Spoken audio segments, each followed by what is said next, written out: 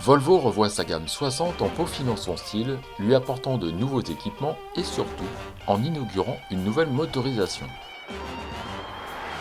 La nouvelle gamme 60 n'est pas une révolution, que ce soit le XC60, la S60 ou notre V60, tout le monde retrouvera les traits caractéristiques d'une Volvo de la proue à la poupe, malgré quelques petits changements. Alors sur V60, il y a beaucoup de changements en termes de design puisque on est allé au-delà des codes classiques d'un simple restylage puisqu'on a touché à des pièces de carrosserie vraiment à la tôle. On a une face avant qui a été vraiment complètement remaniée pour lui donner plus de caractère, plus de tempérament. La voiture est mieux assise sur la route, on a des phares qui sont assez effilés, on a une calandre qui est élargie, qui est chromée, plus premium. On a aussi des petits détails de finition comme les bus de lave-glace qui sont maintenant dissimulés sous le capot ou les lave-phares qui sont affleurants, qui ne viennent pas en relief sur la carrosserie. C'est tous ces changements qui font monter la voiture en gamme et lui donnent plus de tempérament. On remarque donc à l'avant la calandre chromée, plus volumineuse que par le passé, le long capot nervuré et des projecteurs sans doute un peu plus fins mais encore assez volumineux dans la catégorie. La base du bouclier, en noir, allège les surfaces de la couleur de la carrosserie et affine un peu plus l'ensemble pour un avant qui fait au final le compromis entre des traits dynamiques et statutaires. Le profil de ce break est toujours très élancé et proche de celui de la berline, même si l'arrière n'est pas trop incliné, contrairement à quelques concurrentes, pour favoriser un espace de chargement cher à Volvo. Cette poupe est reconnaissable entre mille par ses formes, mais surtout ses feux verticaux, très caractéristiques de la marque scandinave. Le becquet, en haut du haillon, prolonge les traits de la ligne de toit et tout en bas, les deux sorties d'échappement se font remarquer pour souligner la nouvelle dynamique de la motorisation D4 qui anime notre V60. Alors en termes de motorisation, le D4 est un tout nouveau moteur qui est issu de la nouvelle architecture développée à 100% par les ingénieurs suédois de Volvo, 4 cylindres 2 litres. Il développe 181 chevaux et il remplace notre ancien 5 cylindres qui lui faisait 163 chevaux. Alors la comparaison c'est 11% de chevaux en plus et une consommation qui en baisse de 23% puisqu'on est maintenant en boîte manuelle à seulement 99 grammes de CO2 sur ce véhicule. Alors à l'avenir, on va évidemment déployer cette motorisation et l'ensemble des plages de puissance sur toute la gamme. Et dès aujourd'hui, ce D4 on le retrouve sur S60, XC60 et également la gamme 70 et 80. Le nouveau moteur D4 turbo diesel, même s'il en a gardé le patronyme, n'est plus un 5 cylindres de 2,5 litres, mais un 4 cylindres de 2 litres. Le downsizing est passé par là. Il n'équipe pour l'heure que la transmission 2 roues motrices, le 5 cylindres étant conservé pour la transmission intégrale.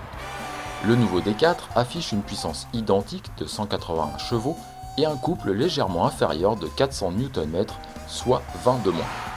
Cette nouvelle motorisation fait partie des nouveaux blocs Drive-E qui peuvent être associés, comme dans notre V60, à une toute nouvelle boîte automatique à 8 rapports.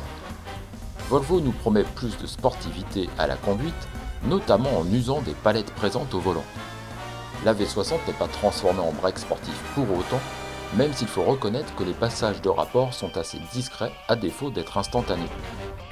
Rien de rédhibitoire pour autant car notre Volvo V60 D4 offre un excellent agrément de conduite, même en dehors des grands axes, comme ici dans les montagnes de l'arrière-pays niçois.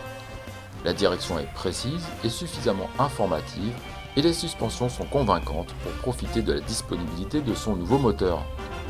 La V60 se montre particulièrement agréable à conduire, réactive mais pas trop, statutaire mais pas trop non plus, bref une homogénéité qu'on retrouve généralement sur les Volvo et qui ne perd rien, bien au contraire avec cette nouvelle motorisation plus économe en carburant. La sérénité qu'on trouve à la conduite est bien entendu présente à l'intérieur avec un excellent accueil pour les passagers arrière. L'avant n'est pas en reste avec une nouvelle sellerie sport de qualité qui maintient ses occupants convenablement sans les engoncer. L'ensemble de la planche de bord et de la console centrale sont toujours très sobres avec une élégance sans fioriture qui dégage une impression de qualité qu'on retrouve dans les matériaux et la finition. L'écran de la console centrale et le tableau de bord numérique permettent à Volvo de proposer de nombreux équipements. Alors à l'intérieur, on a aussi des nouveautés majeures comme des nouveaux sièges sport très enveloppants mais qui préservent le confort classique qu'on attend des sièges d'une Volvo. On a une toute nouvelle instrumentation, un combiné digital que le client peut personnaliser selon son humeur, selon son souhait, selon 3 modes. Et puis on a plusieurs petits détails de finition Voilà, des touches de chrome, un nouvel éclairage à LED qui viennent renforcer le niveau de qualité perçu dans la voiture. Et puis le dernier point, c'est une interface multimédia qui est complètement revue, qui est désormais connectée à Internet avec une navigation elle aussi connectée, avec des cartes en 3D et puis avec la possibilité de télécharger des applications dans son véhicule comme on peut le faire sur un smartphone. On peut par exemple choisir un thème pour l'affichage du tableau de bord, élégance, éco ou performance, via un menu qui permet d'accéder à toutes les informations de l'auto, particulièrement celles nécessaires à la conduite. L'écran de la console centrale se concentre sur la navigation, la musique et la téléphonie. Tout est facilement accessible avec l'ensemble des boutons sur la console centrale, où on trouve aussi celui du mode éco, sans rapport avec l'affichage éco du tableau de bord, mais qui permet notamment de profiter du start and stop du moteur en ville. Au final, la V60 ne révolutionne pas la V60, mais apporte une bonification de ce break sur bien des niveaux, que masquent malheureusement un peu des lignes qui n'évoluent que timidement.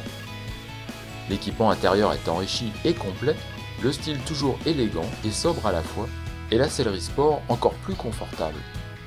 Une forte impression de sérénité se dégage lorsqu'on prend le volant de cette V60, une impression que confirme le nouveau moteur 4 cylindres diesel D4, associé ici à une agréable boîte automatique à 8 rapports. Entre les généralistes et les premiums, Volvo propose une V60 qui devrait convaincre.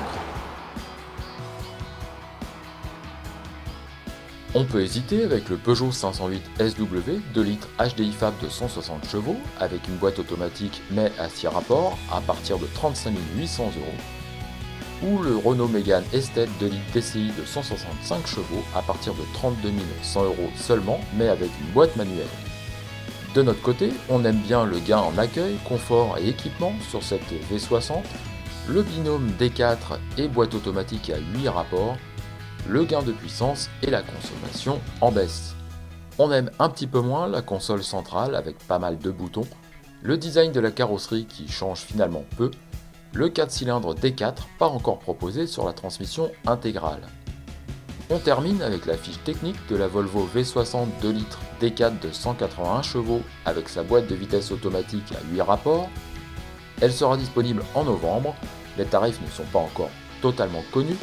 Sa puissance est de 181 chevaux à 4250 tours par minute, son couple de 400 Nm de 1750 à 2500 tours par minute, ses émissions de CO2 sont de 113 grammes par kilomètre, sa masse est de 1623 kg à vide, sa consommation mixte est de 4,2 litres au 100 km, son volume de coffre va de 575 litres à 1600 litres, elle passe le 0 à 100 en 7 secondes 6 et sa vitesse maximale sur circuit est de 225 km/h.